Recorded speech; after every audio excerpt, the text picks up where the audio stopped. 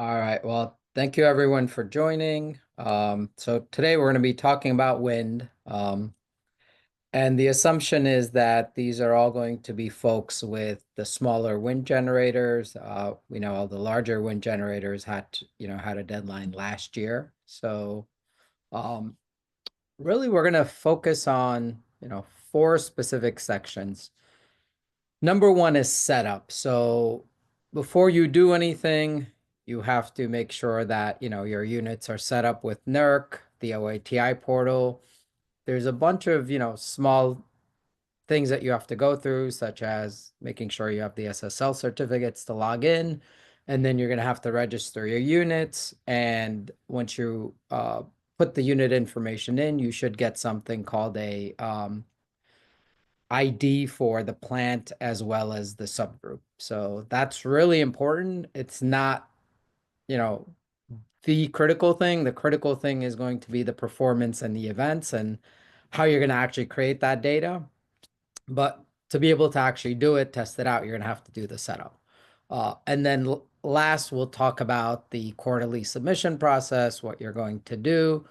Assuming you've done steps 1, 2, and 3, this should be basic, and this is basically going to tell you whether you're going to, whether your data is good or not. So, um, all right, let me know if you have any questions, ask them as we go along, and then Josette will let me know as well. So we've already had a bunch of questions come in, so Josette will ask them as we go through. But if anything else, let us know. You could also reach out to us through LinkedIn, or Josette will put an email. Last year, I helped about 10 different companies with questions and issues. It was solar and wind. But if you have anything, there's complimentary assistance. You don't have to purchase anything. So, all right. So a little bit about us. We're in the US, Canada, and Europe. We've been around for over 2 decades. We also have, a ton of blue chip clients. We have smaller generators. We have co-ops. Almost every ISO is a client of ours as well. And really, the key solution that we sell is called Power GADS. And most folks are using that to automate any renewables. So a lot of folks are using it to automate their wind. A lot of folks are using it to automate solar. With this, what we essentially do is that we get, millions of data points from Pi. Everything is simplified, and you're essentially just reviewing the data. The system does everything for you. You're just putting in the cause codes, and in certain cases, you don't even need the cause codes. All you have to do is export the file and put it in NERC. But we're not going to focus on the product at all today. I am just going to assume you're doing this from scratch. You have no product. So this will not, this will not really be linked to the product. If you're interested, obviously reach out to us. But I'll walk through and show the product just in terms of how to do things. So. All right, so we have a couple of types of units that are impacted, right? Fossil and traditional, that was really impacted as of last year. We have wind and solar, and they were impacted last year, but the smaller units are impacted now. So we will specifically be talking about wind today. In future ones, I'll talk about solar, but we'll talk about the updated performance record. So earlier in wind, you actually had to submit data, and that was the performance record, or most of what the new performance record is.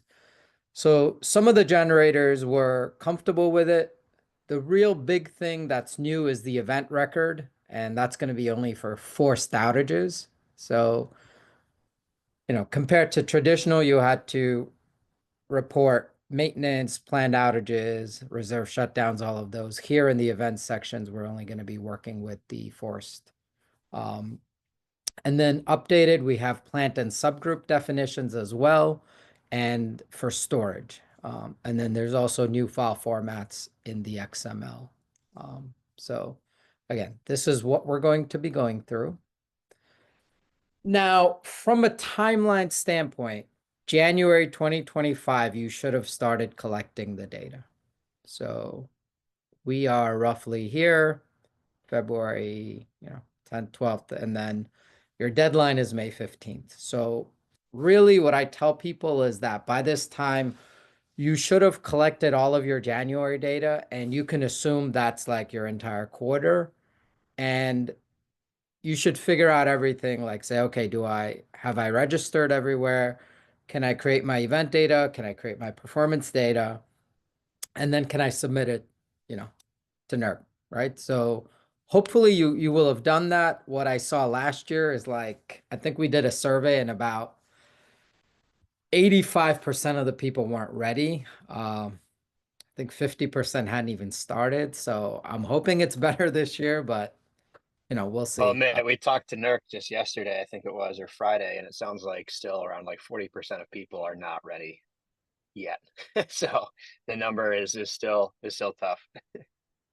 Yeah, so that's a good point. I want to caution that this takes time and especially events, I'll walk through that. But yeah, so the best time to start was yesterday. If you haven't started, please, start as soon as possible. It can only help you. So, all right. So we talked about four key areas, right? So portal setup, I'm not going to go too much into it. I have one slide. You can email Adam or Josette if you guys want assistance, and we'll walk you through the details if you have any problems. The actual work is going to be in the performance and the event data.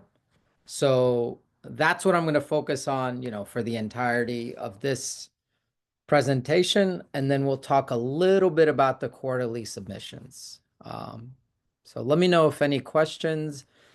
Gisette, did you have anything else you want to add on the community, or are you going to do that later? I wasn't sure. Well, yeah, we'll talk about the community at the end. Sure, sure. Okay, great. All right, so portal setup. What do you need to do? So I'm hoping by this time everybody has access to the portal. If not, you're going to have to go through NERC, get that access. You will need a SSL certificate. Sometimes that takes a little bit of time. So please make sure you do this as soon as possible. Now, once you have access, you can go through and you can enter your plant information. Now, you can do this and just enter it on the site, or they give you a template. You can enter that and upload it.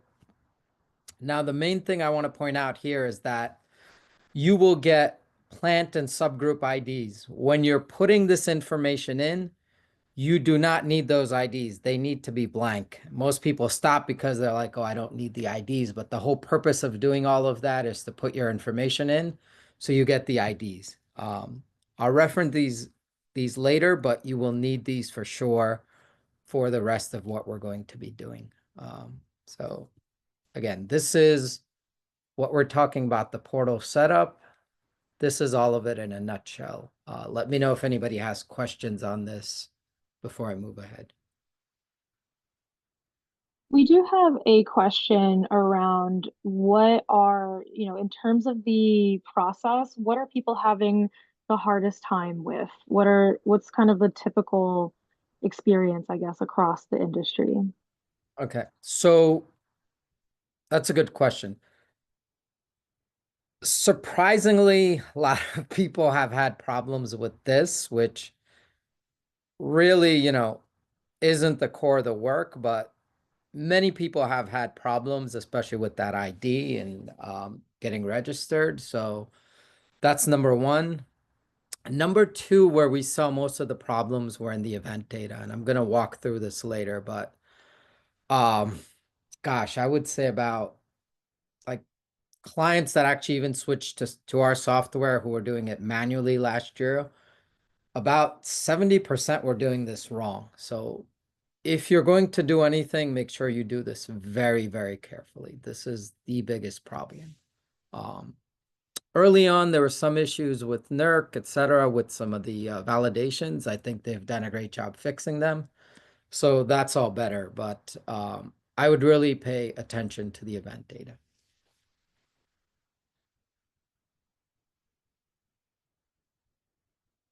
All right. Anything else, Josette, around that? I'm sorry. Nope. All right. So I think that goes well with the next slide. So the events, this had the highest complexity. There were many, many areas of struggles that I'll walk through. And like I said, a majority of the generators were doing this incorrectly. And performance, this wasn't too bad. There's going to be specific areas where I'll walk you guys through, especially the reserve shutdowns. Most folks didn't know how to get them. I'll tell you kind of a trick for that. Most people don't have that. So you're going to subtract the monthly hours and whatever's left should be the reserve for most folks. So I'll walk through that, but hopefully this will be much easier for you guys. And when we do this, I'm going to start with the performance so that, you guys can get started with something a little bit easier. We just had a actual question come through, I think probably related to the last slide. Since it seems like most people are dealing with events issues most, what should we do, performance or events first? Um,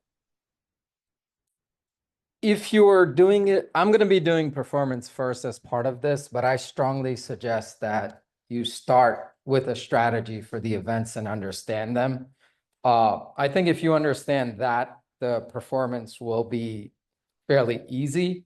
The only thing in performance I'll point out is the expected energy. That's something that, folks should look at and make sure they have that, but I strongly suggest you start with the events.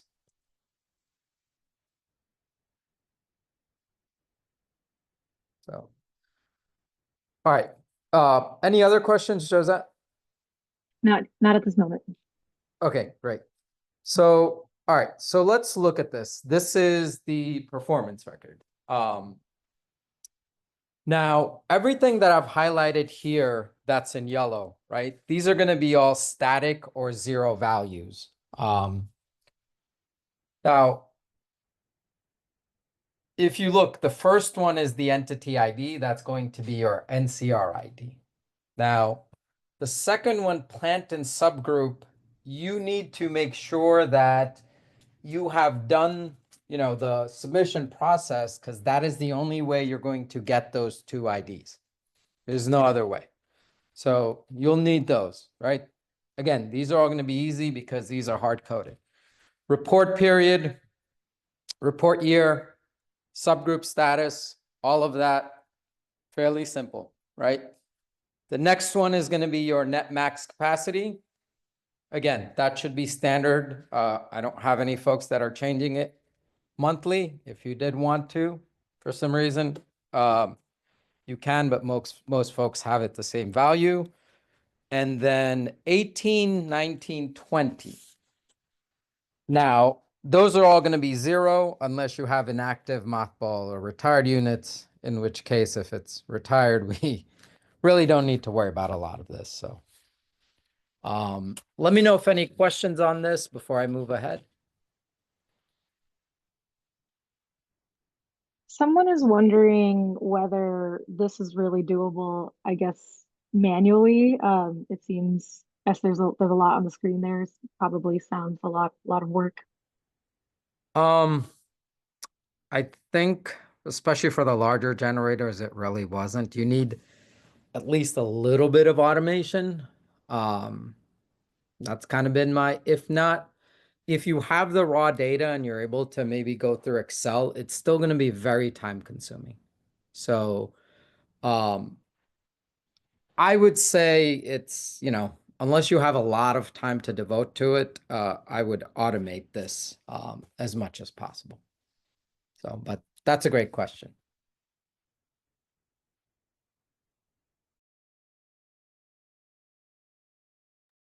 And that's all for now. Okay, great. Thank you. All right. So next, let's talk a little bit about generation, right? Gross actual generation. That is going to be your per turbine. So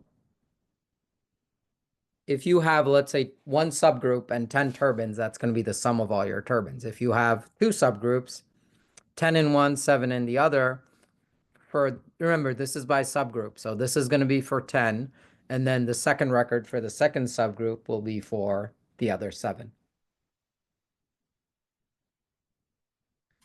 All right, now expected generation, we'll move on. I'll do that in the next slide. The net actual generation, this is really the energy exported at the point of interconnect. Now, the problem here is that most folks don't have this by subgroup, or at least the folks we've been working with. They don't necessarily have that net generation. So what I generally will say is that, if you look here, right, if you can get, let's say this is the one with the 10 turbines. If you get the gross gen for those 10 and you divide it by the entire 17, the gross gen, right? So that's just giving you a percent of the gross gen allocated to the 10. And then you multiply by the total net gen, then that will give you, the proportional net generation for those 10. And then for the 7, you do the same. But again, when you do the 7, this will be the gross gen for the 7.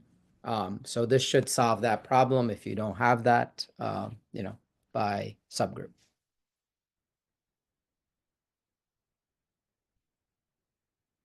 All right, so this is the expected generation. I'll kind of take a minute, let you guys read this, but what I've heard from NERC is that if you have something already that's, your expected generation, they will accept it.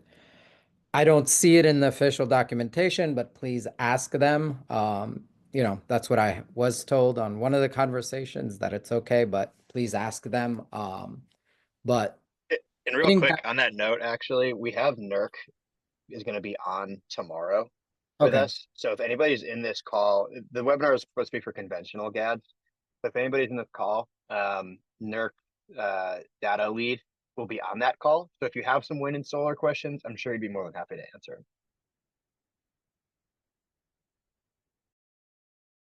Okay, that's great. Sorry, looks like my camera was off. Okay, so I'm gonna skip this, but Josette, you had asked about the events. So I think most of the performance can be done. Just if you're doing events first, make sure that you talk to your folks and you can get this expected generation, okay? Because this one ends up being hard to do if you don't have it. So this one takes some prep. All right, so now we have, we've taken care of some of the simpler values, right? What's next? Well, we have things that are going to be simple, but they need to be calculated. So you have active turbine hours. So what is that? That is essentially how many hours in the month you have. So January, I think, is 744, right? 24 times 31. And then how many active turbines do you have? So in my first example, I had 10 turbines in the first subgroup. So that's going to be 744 times 10. In the second one, I'm going to have subgroup 2 or whatever that ID is, and I'm going to have 744 times 7 because that second one had 7 turbines. So that's essentially active turbine hours, pretty easy. Now, the contact turbine hours is when the contactor is on. You can do this a couple ways. When we automate it, we usually do 5 or 10 minute data. A lot of folks have SCADA with just 10 minutes. That's fine. So you're going to look at each 10-minute period, see when the contactors were on, and record that time, right? Just sum everything up. That's essentially it. So that should get you number 11 and 12. And then if we look, we only have 1, 2, 3, 4, 5 things left, right? Which is great. All right. So let's look at this again. We have your contactor on hours and then contactor off. So remember, you have only 2 states, on or off. We already talked about the on. The off is much more complicated. So when you have the contactor off, right? One of the first things you're going to see is that either the unit's available or unavailable. Now, it could be unavailable for multiple reasons. I'm not going to go into that. But if it's available and the contactor's off, then you have either 2 possibilities. either your resource, i.e. wind, is available, in which case if you're off, it's called a reserve shutdown, right? You're not running for economic reasons. And then you can have something called no resource where it's low wind or high wind, so the turbines can't generate. That's going to be called Ruth. Basically, those are the Ruth hours. And we go back and these are the hours, reserve shutdown hours and the Ruth hours. Okay, 13 and 17. So those are the two. All right. Now we're going to ignore these IR, MB, RTH. These are the ones that I already told you put zeros for, because, if you're retired or inactive or mothballed, you really don't need to do any of this. You're going to have zeros pretty much for everything. So then that leaves us with the unit unavailable. All right. Now,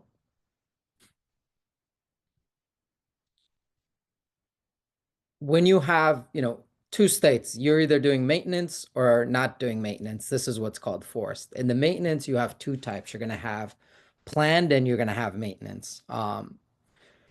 I have a lot of folks that just aren't sure on this, whether it's planned or maintenance. And what I tell them is that if you're going to be in an ISO, you could always look at what was sent, to your ISO. And for the folks that we automate, we actually get any of the data that was sent. And, you have to tell them whether you're doing plan or maintenance. And then we use that ahead of time to figure this out. Often which turbines are impacted isn't in there, but when we do the Pi and SCADA, we know which turbines are impacted. And often when we get these systems, there's a code because, the engineers are saying, hey, we're going to do maintenance, and they set a certain code. So we're able to automate using these codes. If you're not able to do it, again, go ahead and, look at your logs or look at your real-time stuff that was submitted, and you should be able to hopefully figure this out. And the last thing that's left is going to be forced outages. Now, this is what we're going to use for events. This is what we really care about later. This is going to be super important. But all of these hours you still have to calculate. The other key thing is that the total forced hours here are going to be different from what you do for the NERC events, and I'll show you why, because you only start when you go down 20% and you end at a different time. So this value is not necessarily going to match the other data. So just keep that in mind, but this is your total forced hours. We had a question come in. What do we do for communications failures? All right, that is a really good question. Okay, so when we automate, we have ways to say, okay, look, I can look at 10 other pieces of data, and I know that either this turbine is out because it was already out and I'm not getting communications, or we know that other stuff is happening and maybe just this data point isn't coming in, so we can continue it, and we know reliably that we can fill in the gaps.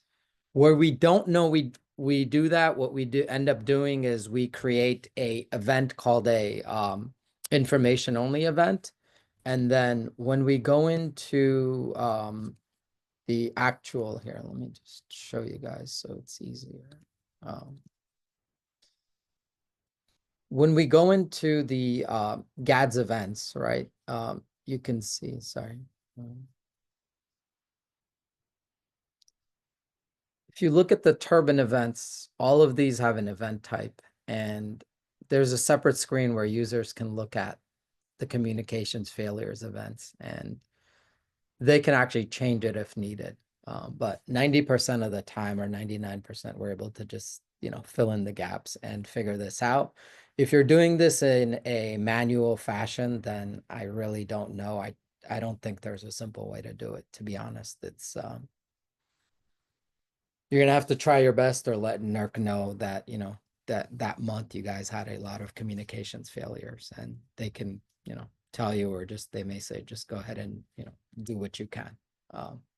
But that is one of the single biggest problems that folks have is that missing data. So it's a really good point.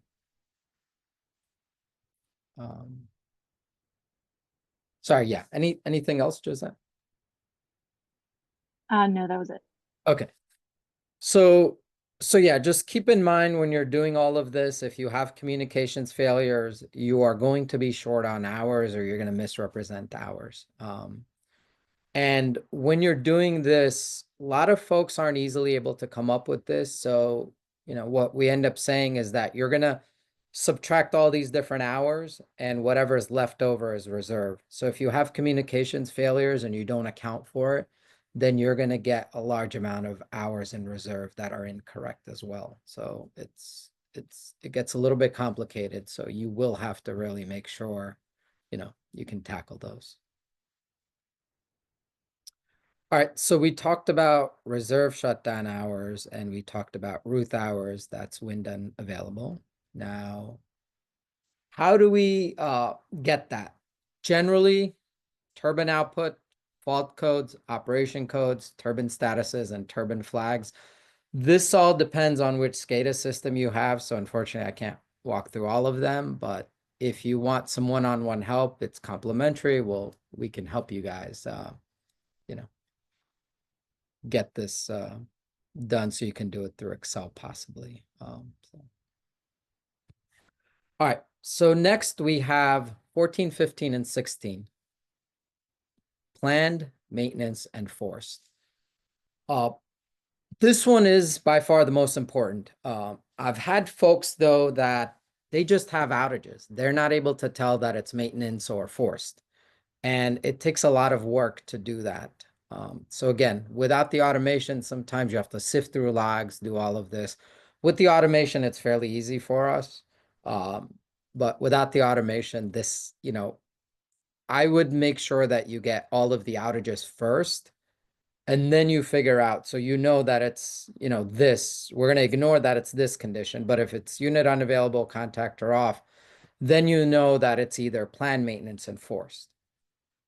And then you go back and figure out if you can find any planned and maintenance based on your logs, etc. You put those in, but then everything else has to stay forced, because if you're going to err, you have to err on the side that it's forced. So that would be my kind of, way to take care of these. All right, so again, that's 14 is going to be forced, 15 is going to be maintenance, and 16 is going to be the plan. So, all right. So again, look at the turbine output, fault codes, operation codes, turbine status, turbine flag, and we have algorithms for depending on which type of unit it is that help us figure all of this out. But I'm not going to go into this, today, because it's too much and too detailed. But you should be using this to figure these out if you haven't already figured it out. So, all right. So what I was saying is that the hours have to end up adding up, right? So this is the biggest problem folks have. There's two problems when you're submitting the performance data. Number one is things are out of range. Now, some of the stuff, NERC had some odd validations on one or two things. I think those are much better now. But most of the problems I'm seeing is folks have, if you have 10 turbines, right, you're going to get 744 times 10, which is 7440. Well, when you have all these hours, all of these hours have to end up summing up. See all the green? They have to end up ultimately summing up to this value. And that's including with the decimals. So just be careful.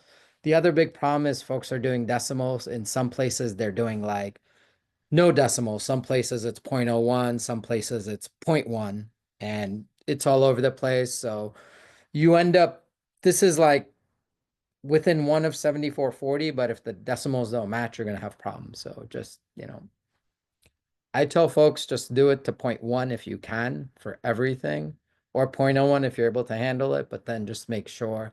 And we end up using this rule where if there's a little bit off, you can put it into one bucket. Like if you're off 0.01 or 0.1, it's not the end of the world. Some folks will never be able to be 100% accurate unless you're doing automation. Then put it in a bucket like Ruth, and I'm sorry, not Ruth, reserve shutdown, and then that's really all you can do. It's so minor, it really won't matter.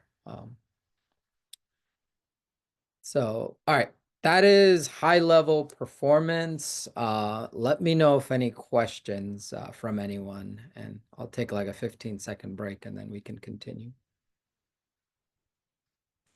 No additional questions have come in privately, but if anyone wants to in the chat either put questions privately, you can do host and panelist, or you can also share, anonymously through the Q&A.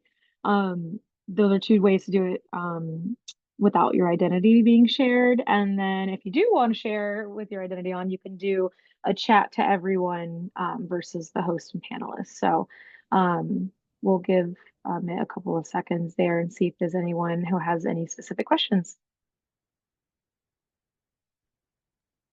Yeah, and then if you want to take a quick second, talk about the community as well, Josette. Yeah, absolutely. Maybe a good break. Yeah, sounds good. So, one of the things we're really excited to share is that we are launching the only community for generator operations and compliance teams in the US. Our CMO, Adam, will be sending you all invitations to apply for the community. It's exclusively for people at power generators and consultants who are leading and doing the work necessary to keep operations and performance running. I will share my screen. I'll post actually the link in there. And then at the end of today's webinar, I'll share my screen and show you all a little bit of the site, but don't want to interrupt the flow here for the presentation.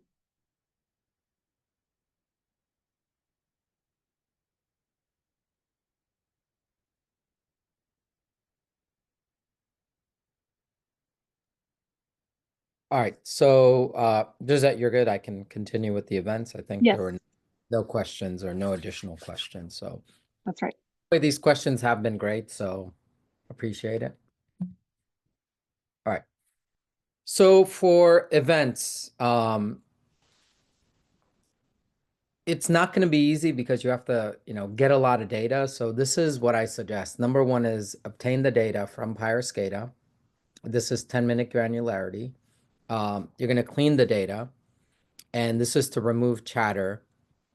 This should also include, that one question, Josette, you asked was very good with or whoever asked with the missing data, right? So if you have connection issues, etc.,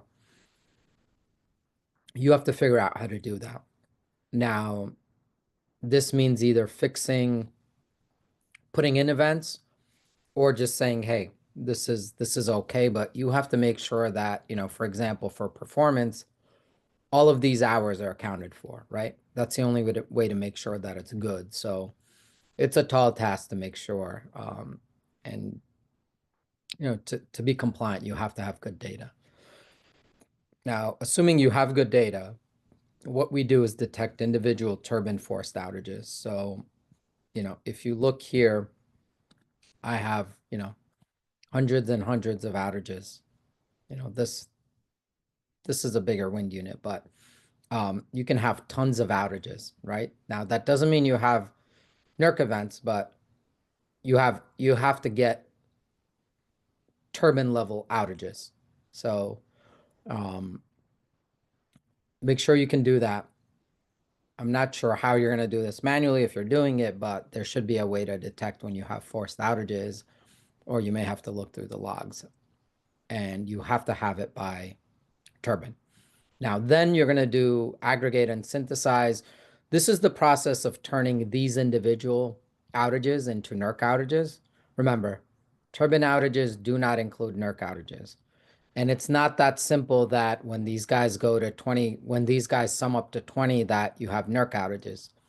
It can start at 20, but the problem is where it ends. So this synthesizes the most complicated part of the entire thing. So what I've also seen, though, is folks aren't able to detect the actual individual turbine outages at all correctly. So please make sure these first 3 steps are correct.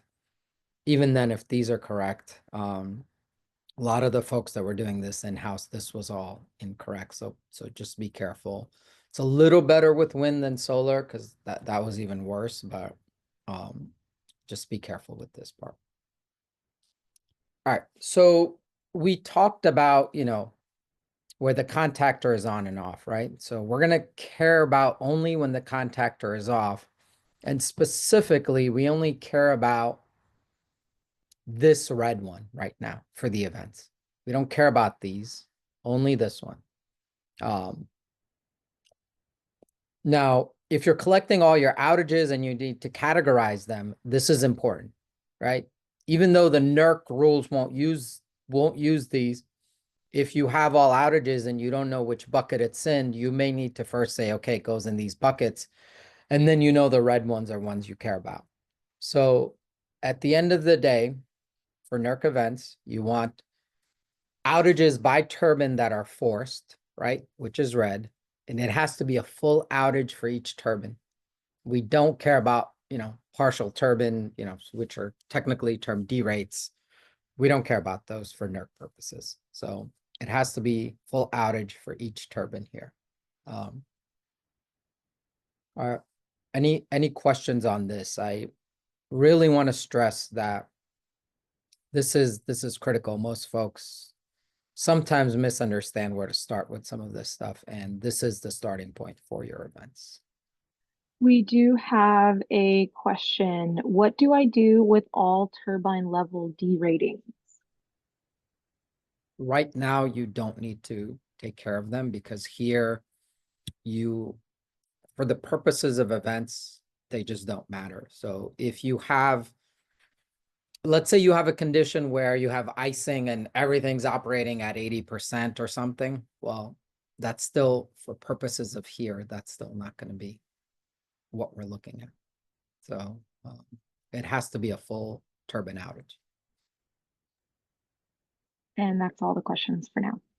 Great, thank you. Yeah, that was a good question. That's come up a couple of times and we've had NERC address it as well. And it is surprising you can have, 100 megawatt plant.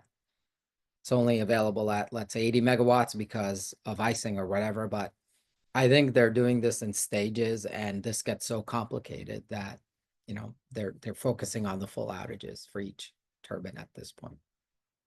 So I do see in the future, I'm predicting that they will get to the point where with conventional, they're going into, D rates as well.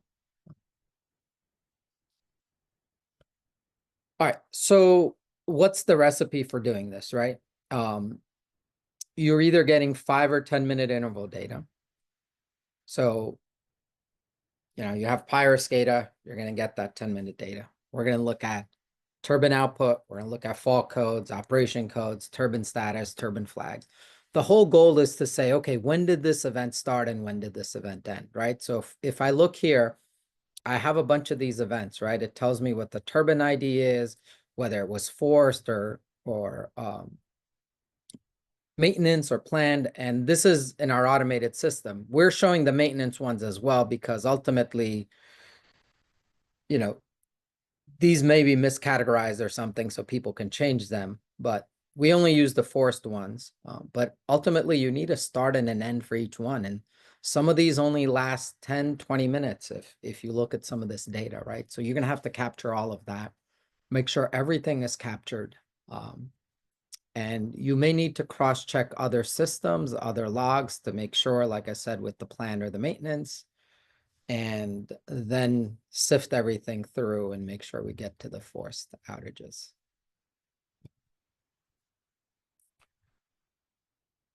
All right, so again, this is the most important area. You get to this place and then you weed these out and then you're left with these. We had a two-parter come in. Sure. So part one is, what if a NERC event doesn't end by the quarter when submission is due? And then second one is, should the potential generation loss be blamed? Okay, so here, go back.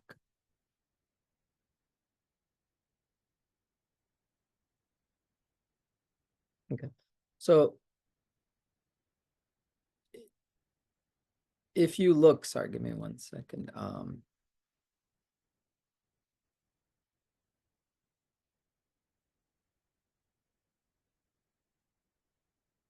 Yeah, you can cross months with this. But if you don't have the total generation, then you're not, you just, you keep that blank and you'll have the end date blank, because there are going to be cases where it may take a while, and I'll show you an example.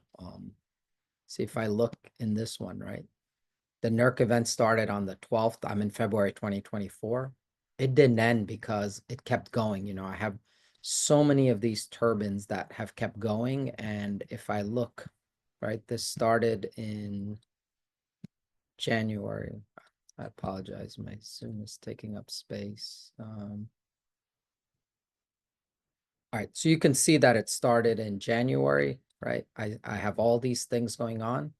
So this NERC event actually started in January, but I'm not able to, end it until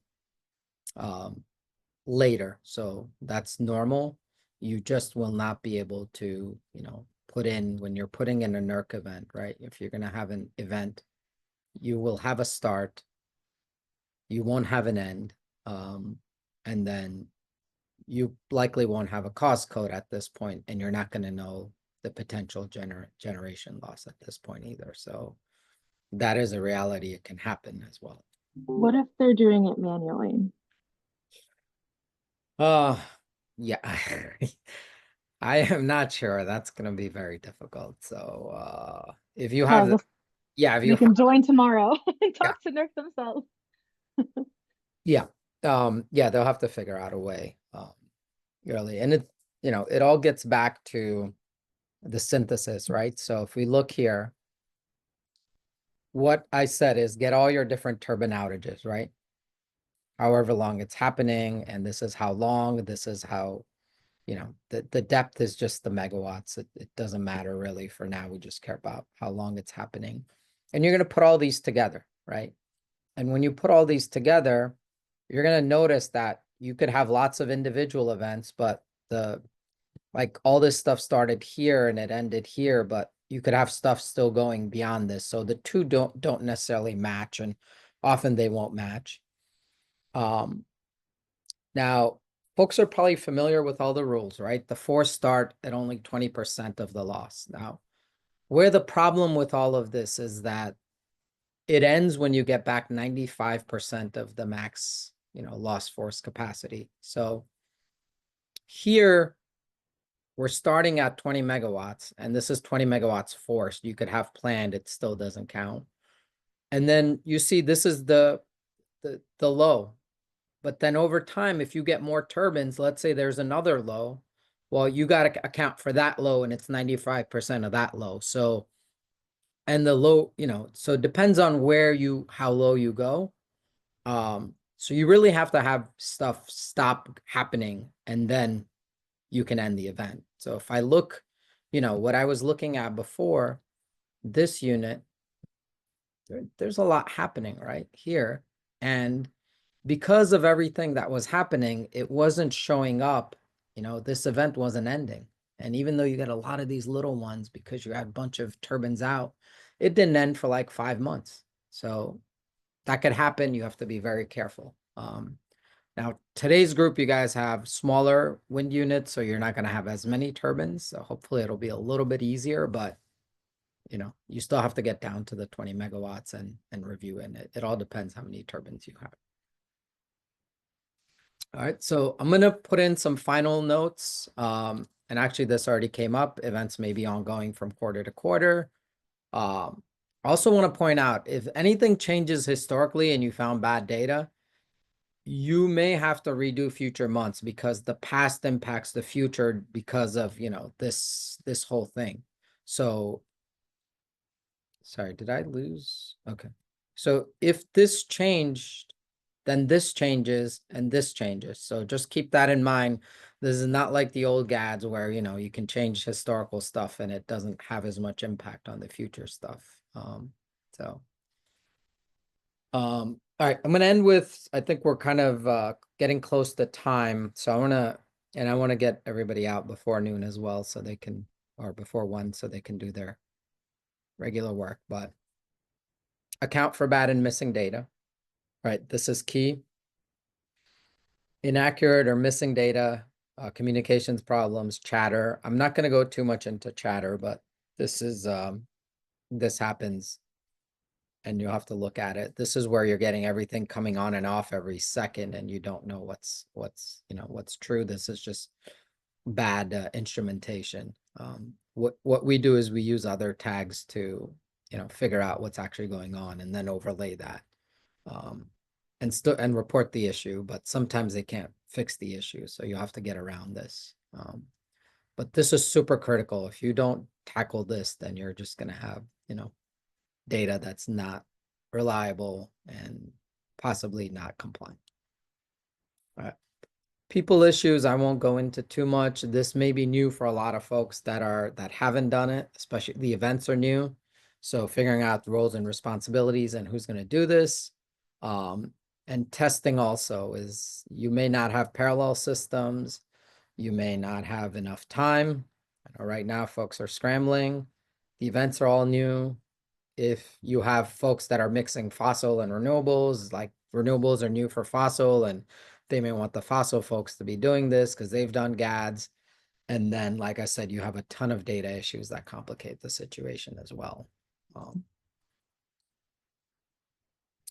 right, so the cause codes, this is a big issue because when you have, for example, let's say this many things going on, right? This may get consolidated into one event. What cause code are you going to use, right? So when we're doing this in automation, we know how much generation loss is per cause code, and then we can look at all the cause codes and come up with the top cause codes. So for your purposes, if you're doing this through Excel or however manually, just make sure you figure that out and use that because that to me is the best way to do it. Other folks have talked about putting in, secondary cost codes. You can do that, but I think the primary cost code is important as well. We're actually capturing both. So we have all the cost codes later. So we know what's been causing problems, right? With the automation, we're seeing now a lot of folks are using this to figure out, hey, why was I down? What were the key causes? So they're using it for other purposes as well, which is great. And then the other item is that your events that come in, make sure you can update them. Sometimes it shows maintenance. It may end up being not maintenance when folks review it. And then, just Ruth hours. Sometimes each client, depending on the SCADA, you have different ways to get this data. And last one is reserve. Really, most folks don't have an accurate way and they just derive it by, subtracting everything else from the monthly hours, and that's how they're able to get the RS data. So I will end with that and see if anybody has questions. So we are out of questions, but I will give people a couple seconds to think about it while I share my screen. I'm going to replace your current share. Let's see, this is, okay, hopefully everybody can see my screen here. This is our new power community. It is the only private community for power generation folks. We actually are launching in March 15th. We have a few people signed up. We have people from Calpine, AEP, I think it's called, Dominion Energy, a bunch of different folks across different functions.